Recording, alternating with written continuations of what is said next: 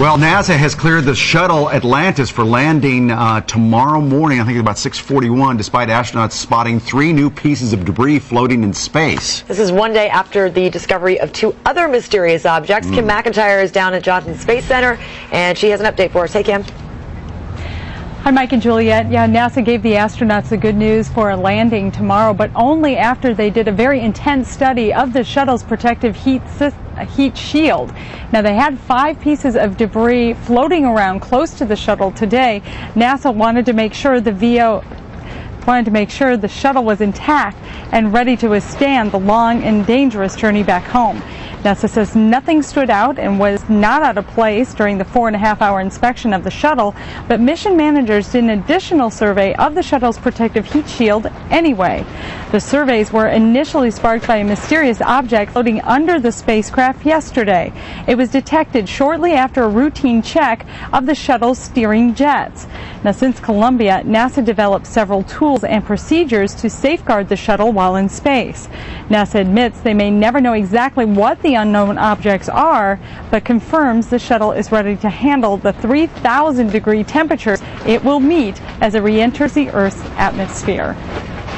Over the years, we have chased many of these things, maybe not with the visibility that this one has gotten, and rarely, if ever, been able to pinpoint exactly where they came from, and always finding out that it didn't pose us any hazard.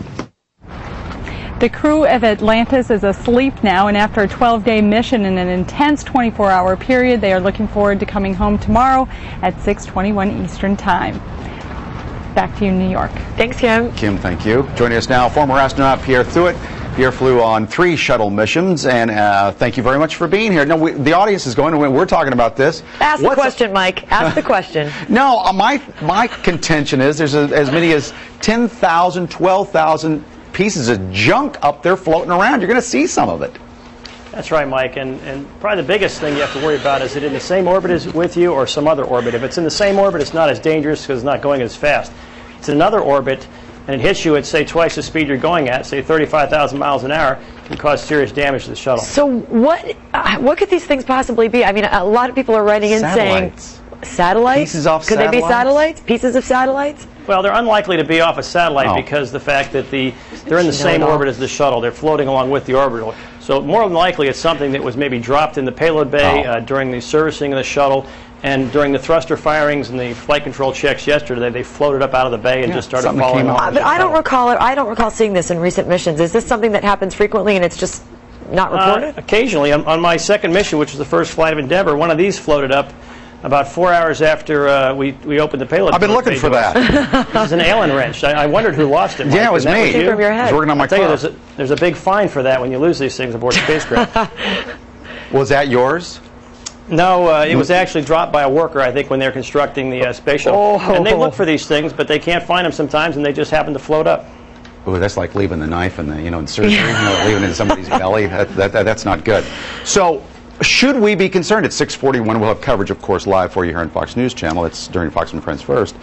I'm a little nervous, I got to tell you. I think they've done what they need to do. They did an inspection of the orbiter, both the underside and in the payload bay. The 2 things you have to be concerned about, again, are the high-speed impacts, which it doesn't look like that would be a problem right now. The second thing is it is a piece of orbiter that's critical hardware that you need to operate, say, the payload bay doors and to latch them down. And I seriously doubt that's the case. So the thing is, they're not going to stop trying to figure this out once the orbiter lands. Yeah, I got a question. They'll come back and they'll try to figure it out. Pierre, I want to jump in because Julie had a better question, but I want to jump in here. So, okay, if there was trouble, could Atlantis get back to the space station? Do they have enough fuel to do that? And if they do, the Soyuz is already in their parking spot. Who would they have to back out and get out of there? Well, there'd probably be about debate what to do, but certainly they have enough fuel. And the Soyuz may have to go to another docking port, or they might just have to have the Soyuz go off. Oh, there's more than one docking port on the station? There's more than one, but they might not be in the right position. Get with it. Well, I didn't know that. So you're not concerned at all about re-entry? You think this is going to be a smooth? Yeah, I think it'll be a smooth entry. I mean, they've done all the things that they need to do to make sure that it's going to be fine. And as always, they're trying to be very careful and very cautious and very conservative. Pierre Thuot, thank you very much, sir, for joining us today. Are you going to be heading back into space anytime soon?